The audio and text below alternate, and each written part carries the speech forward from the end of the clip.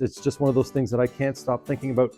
And that's just like today's episode of By the Wayside, where I speak with podcast host Jessica Hart. Stick around. Welcome back to this episode of By the Wayside. Like I had said at the very beginning, like I do my opening and then I do my 2-second.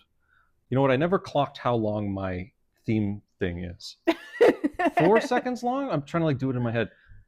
I had said Jessica Hart is on the show. Everybody, ladies and gentlemen, Jessica Hart. Insert applause. I'm the editor, so let's see if I remember to insert applause a little later. Jessica, we're going to get straight into the questions because when your name pops up when I've introduced you here, there's actually no title. So it'll say Jessica Hart, and then it'll have all of your social medias, but there won't be a title. So people be like, well, what does Jessica Hart do? The first question, we're going to tackle that. Singer-songwriter is always at the top of your bio when someone looks you up on the internet, but you host podcasts, you do voiceovers, and you live stream. They're all talk-based things or voice-based things. If you could lump all of these into one title, what would it be? Now, I'll give you two of my ideas, which I didn't tell you beforehand. No. So if you can do it, ready? Yeah. Word person. Yep, that's word person. Okay. I didn't say I was creative. Or mouth mover. Okay. I like those. I find they're a little too on the nose, though. I like to joke that I will do almost anything with a microphone. And I would like to say maybe I'm a microphone magistrate. Oh, dang. I wish I had a pen. Put that like beep in thing. Go beep.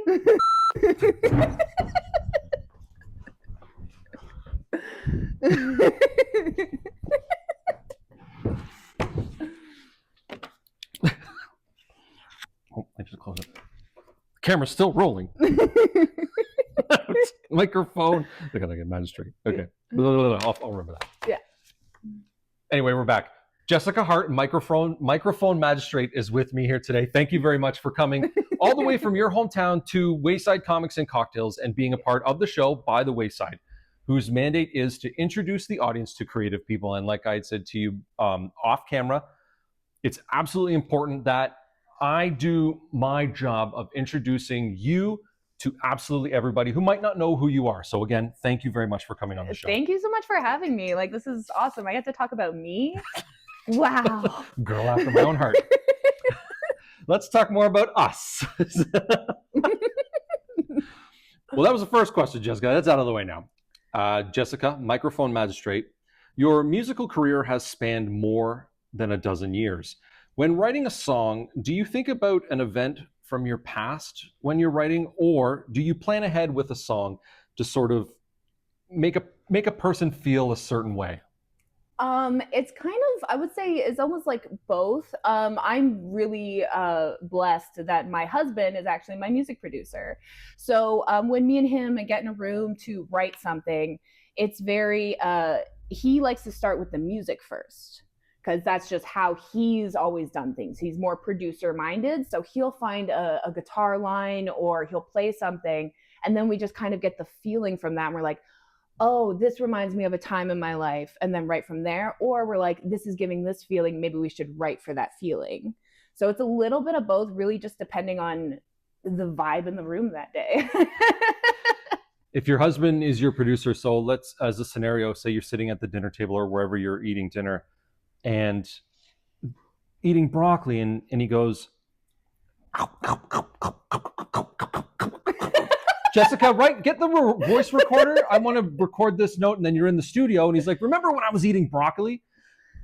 If there's an instance where your music producer is creating a beat like that, or a harmony or something, like I'm not musically inclined enough to kind of I just throw words. These are just you're on point. Buzzwords. You're doing These are my musical buzzwords. Do you use that event, like if he comes up with an idea and says this beat is happening right now while I'm eating dinner, would you incorporate like a song idea to be, I know that's a very Al Yankovic sort of like funny joke, but is that like how you would do? Or like if you're walking in the park and you hear a bird chirp and then a frog croak and he goes, these are two great beats, would you say I'm going to write a song, or let's produce a song about walking in the park? Is that kind of what you're talking about? Kind of something like that. Like if he was coming up with an idea at the dinner table, which I will be honest, he does do this sometimes at like 2 a.m. He's like waking up, getting out of bed, and he grabs his phone. He's like, I just got an idea, and he's like half asleep. So he will do that. And sometimes he'll have me listen to his ideas on his phone, and all I hear is, and I'm like, what are you trying to make here? So usually he'll take that idea, then kind of use his production magic and make that beat into something I can understand. Yeah, that makes sense. Yeah, because I can't quite be in his head and really like picture what he's thinking at this moment. Now he's a lot better with melodies than I would say I am. More like lyrics with me. So it's like he'll be like, how do you like, and I'll be like, oh, this kind of sounds like these words. Oh, cool. And then kind of build it from there. He's very he likes to build songs like Legos, putting pieces together until he gets the vision he wants, which is like crazy. He's so talented. I'm just using the microphone. Microphone magistrate. When your husband's not here to be talking about himself, but when you two are creating a song, is there a split 50-50, or is there like more of like a say a 75-25? When it comes to finances, it's 50-50. I will say I do a lot of the marketing. I do perform my own songs. But yeah, it's like a lot of the times it's like we'll work on the song, I'll record the vocals, and then he puts his magic on it, and he'll have me come down for different things to be like, do you like this? Oh, we need to record a harmony here. Oh, we need some ad libs here. And then we'll do that. We're lucky enough we have a studio in our house. So he can just ask me. He's like, here's the microphone, Jess, do your thing. He comes up like from the studio. He's got the mic in his hand, and you're like sitting there, I don't know, playing like Mario Party or something. Just go. Yeah, like, exactly. Let me get the star, and I'll get right one back more to you. take for posterity. Well, with all of those things combined, especially the beauty of being able to work with someone that A, you love, B, you understand creatively, and they vice versa in that respect, and the studio is in your home, how long would it take you to make just a single song? How long would you think it would take you? Okay, I will be honest, I have not released any new music in over a year, and part of that has been I have not recorded songs. Like I haven't been in the studio to put the time away to record. Usually it would take a couple hours of like vocal recording, and then he could, if it's his song, if it's 100% his vision, he will get it done in a day. Oh, nice. If it's something with both of us where my say matters, I would say a couple weeks. Because I have to take my time. I have to like submerge myself in it. I have to like get comfortable, or else I'm like, this is crap. This is terrible. And then after listening to it 200 times, I'm like, oh, you know what? That's all right. Now, we had talked about a little bit about, when creative people are talking about their own work, it can both be modest and it can both be a touch narcissistic. Are you the kind, I would assume that every single creative person looks at a piece they've done and goes, that's it's not that good. Do you do that with every single song that you've done? It's very, once in the process, I'm like, this is terrible. I don't know if we can release this. This is the worst thing. And then once it's released, I'm like, it's done. Like, it's perfect. Like, this is, even if there was maybe a part I feel a little cringy about, people are still listening to it. And that's when I'm like, okay, if they're not saying anything, then I'm okay. Oh, that's nice. I guess there is that feedback that you're hoping to get, whether it's positive or negative. I mean, it's going to happen regardless of what medium any creative is creating in. But as a creative, I can understand how you would need that feedback to say, hey, that's good or that's bad. And if it's a negative comment at this point in the internet, I just go, it's a bot. that's internet armor. Yeah, exactly. I like that. Yeah. Oh, that's just a bot. It doesn't pay them no mind. I got to start using that too. That's really good. Well, speaking of performing, I got a great question about performing. When you're performing, would you rather do it live in front of an audience or in the privacy of your home recording studio? Live. I need an audience to like feed off of. When you're like just by yourself with my husband, with a mic, and you're figuring out the song for the first time too. So you're kind of singing it through. You're like, maybe I didn't like that. Maybe I should sing it this way or this way. You're still figuring things out, so you're less sure. My husband's trying to be. He's like, that take was awesome, but I think we can do better, and he's trying to be nice, keep me motivated. I'll be honest, I cry almost every time we record. That's why it's taken me a little bit because I get so nervous during that stage where you're unsure. But then once the song's done and it's out and then I can perform it as is, I know exactly how to sing it, where to sing it, and I get that feedback from the live audience, and I really feed off that energy. So definitely live all the time. It's interesting that you talk about how you prefer performing it live, because comedians are the same way. Yeah. Comedians will sit, now keeping in mind, I don't know much about it. I'm just kind of going by these things that I hear from stand-up comedians, that they'll do their writing at home. They'll practice, in front of the mirror, I guess, very Jim Carrey-esque. And then they need to be in front of the audience to know if it works or if it doesn't work. But with comedy, they can refine their jokes. Mm-hmm. But with a song, you kind of have it set, with the melody, the beat, and all the music.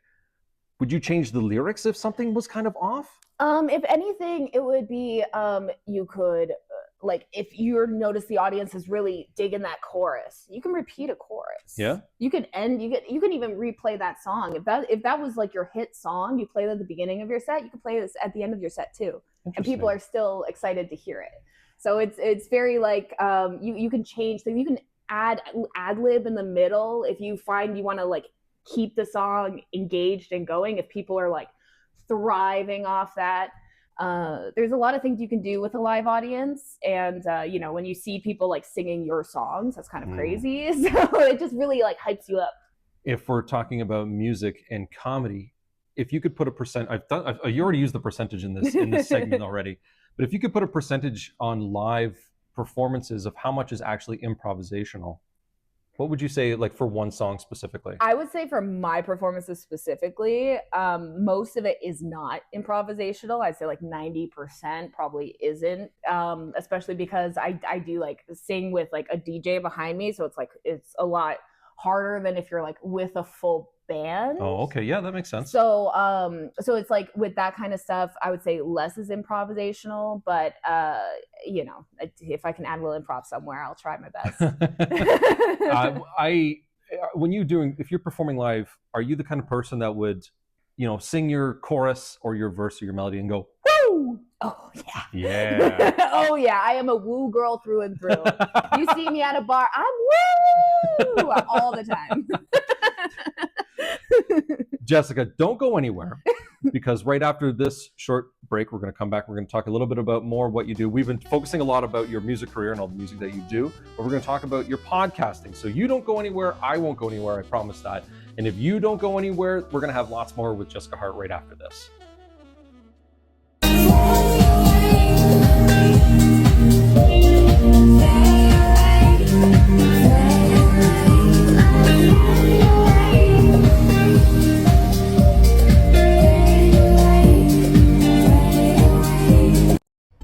This is By the Wayside, and we'll be right back. We're recording. I always love ribbing and having fun with guests, and then kind of coming in from a segment so that no one knows what we were talking about. And that's the beauty. It's it's our little secret. Stop that. Oh my, stop that. Jessica, let's get right into your podcasting. Yeah. Of course, I'm going to throw your name up again. Jessica Hart. Microphone, I forgot, I didn't. Microphone Magistrate. I know, and I wrote it down in this weird, I told you I'd remember it. Didn't remember it. Microphone Magistrate, Jessica Hart is with us today. Jessica, your podcast, Totally Bombed, focuses on the times when performers have bombed.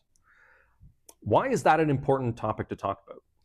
I just think it's important for, I've bombed. I feel like anyone that's ever put themselves out there, you've had a moment where it didn't quite go the way you planned. And I feel like a lot of new performers, whatever that is, I strictly say performer because we have musicians, DJs, live streamers, comedians, all coming on. And I feel like a lot of people that start performing have that bombed moment, and that might be the moment they quit. Yeah. And I think it's no, look at all these professionals doing the thing. and listen to all the times they failed. The part of it is to keep going. Do you take, so as the host of that podcast and someone talks about bombing, and these are all individuals that have continued on, of Yes. course, if you have bombed during any one of your many titles, your mouth-moving titles, what was there any advice that was given to you about like pushing forward? Not really. A lot of it would have been like, oh, that happens. Oh, just pick yourself up. I'll try again next time. You know, it was very just nonchalant. And then it turns out that is the advice. Like, you're gonna fail. Like, you can't be perfect. If you're performing, like, not me, I have not performed thousands of times, but if you're a professional in the industry, you've performed thousands of times. One of those times is going to be a flop. And are you just not going to perform ever again? No, you have to keep going. That's just statistics. Well, that's true. There's no such thing as perfection. So No. everyone we're all human beings. Human beings fail. So whether your project is going to fail at some point, it's just picking those pieces back up and rising above the negativity. I'm so excited for an episode of Totally Bombed that bombs. Like, that is going to be my moment, because then I'll be able to do like an Inception episode where it's like, here's my moment of when I totally bombed. Then I just talk about my podcast I'm currently on. Like, that would be. That's when you can't get a guest. Yeah, exactly. See, content. Always thinking. So has there been any, I know it's a very new podcast, but has there been any pushback on a podcast that has that kind of subject matter? I think the biggest pushback has been more so on like the guests themselves. Like, a lot of the guests come in and at first they're like, oh, I don't think I've ever totally bombed. Yeah. I don't think I ever have. And then I'm like asking them questions and they'll be like, oh yeah, well there was this one show and the PA didn't work, so we couldn't hear ourselves. It's like, oh, so you have had this issue. You just are even blocking it out yourself because you don't want to recognize that maybe that show didn't go so great. So it's not like an entire set has bombed. It's along the lines of there were instances when it is a perceived bombing. Yeah, like, and I let the guests determine what totally bombed means to them. Oh, interesting. So it's like whatever that means to you. And a lot of them like will be like, well, I messed up, but I was able to recover. And so they don't view it as a bomb. And it's like, okay, perfect. Like, if you don't view that as a bomb, you tell me what is. And some people have even started going into their careers, like outside of the performance. They're like, well, I burned this bridge, so we didn't get this deal. And that was where my career bombed. And it's like they're starting to think deeper than I even was when I started the podcast. So, well, that's good too, right? When the guests can be relatable to, not even relatable, but sort of when they can look into themselves, and it's almost like a therapy session. Yes, it's like, talking about the times, like there's so many podcasts where people go on and they, get to talk about themselves in a positive way. But it's, there's not very much out there to talk about like the negatives, but I feel like sometimes it's good to talk about the negatives because we all experience that. And it's like, oh, wow, this person didn't let that totally bombed moment like end their career and kept going. Maybe me, the listener who's just starting, can like take some of that and realize this isn't the end of my career just because I had a bad show. Yeah, it's nice that I was going to say relatable when I was talking just a little bit earlier, but that's what it is. It's just being able to relate to the audience and say, we're human beings. Mm-hmm. We make mistakes, whether or not, no matter what profession we're in, whether it's creative or whether it's, what's another one? Analytical, like whether it's more of an analytical job, we make mistakes. It happens. We pull ourselves up and we just keep on going. What is it? You get knocked down 10 times and you get back 11. Something like that. Yeah, I don't know. I think it changes all the time. I'm not a smart dude, but while we're talking, like, you currently do more than just one podcast, of course. There's a few. So there's the Totally Bombed. Yeah. And there was Opinionated Lushes, which was my podcast for the past 3 years. That has officially ended, but the episode's of course still out. And that was more of a comedy-based podcast, like talk banter, that kind of stuff.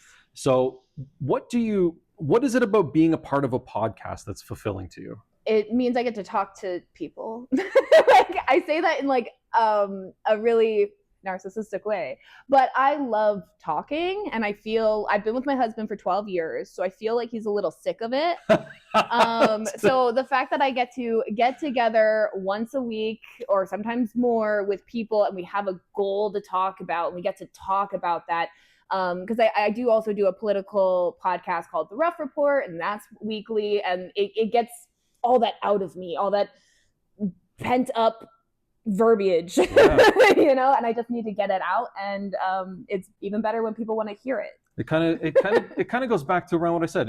It's almost like a therapy session, not just for the guests, but you're talking about let's just say three podcasts altogether, and that's quite the therapy session. Yes. You get to the verbal diarrhea of everything. You know, you press record and you say what you want, and you get all your thoughts and feelings out. I think maybe that's the fulfillment you get out of it. It's the therapy, the therapeutic nature of being able to express your thoughts and feelings to someone other than your husband or someone that's really close to you. You can, the bots on the internet can't be like, you know, I don't agree. So you're just like, it's my opinion. You can say whatever you want. It's still my opinion. Exactly. It's almost like writing a diary, but it's like verbal in video form, you know? Do they still call them vlogs? Vlogs, yeah. I haven't heard that term in a while. Bring them back. Bring them back. Bring vlogs back now. If this episode is about anything, it's about bringing vlogs back. Yes. So sign the petition here. No, okay. Welcome to the Jessica Hart Show. Jessica, podcasting can be both difficult and easy at times. What's that one piece of advice you'd give to a fledgling podcast host? Don't try to do multiple at once. But in serious, when it comes to podcasting, I would say have a vision for your podcast before you hit record. If you have a very stringent idea for a podcast that needs scripting and post-production and that kind of thing, that's really going to change how you go into the podcast. And if you're just doing record, upload. So it's really have a vision for what you want and then realistically think of how you can get there. Because too many people just go into podcasting, record 2-3 episodes, and they realize how much work it is, and then they just quit. And they bomb. They bomb. Their podcast isn't that good. They bomb. They quit. They're like, why are people listening to it? Well, so I would just tell everyone, have a vision before you get into it. That's good advice. That's really good advice. Jessica, that ends this segment. Thank you again for coming to Wayside Comics and Cocktails and being a part of By the Wayside, the show that introduces the audience to creative people / creative Canadians. Right after this break, we're going to get into the world famous D20 questions, and that's it. We're gonna do that. Don't go anywhere. Jessica's going to be rolling some die. Wait a sec. Is die singular? Dice multiple? Oh.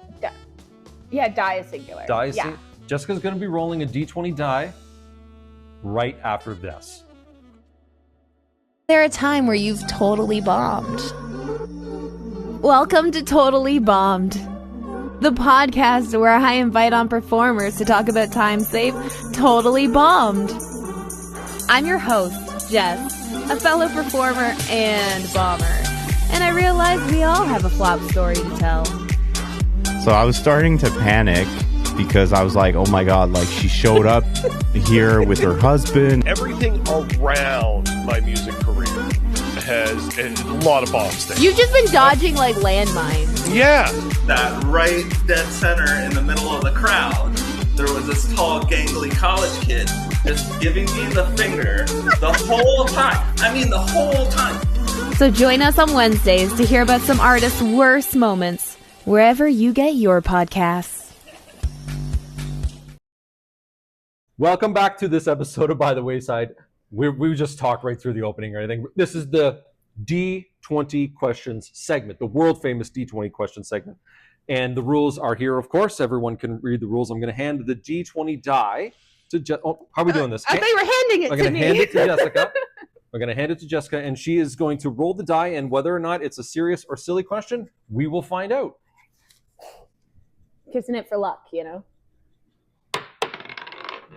It's a 4. Oh, serious. It is a serious question. Man, oh man, we get lots of serious questions on this show.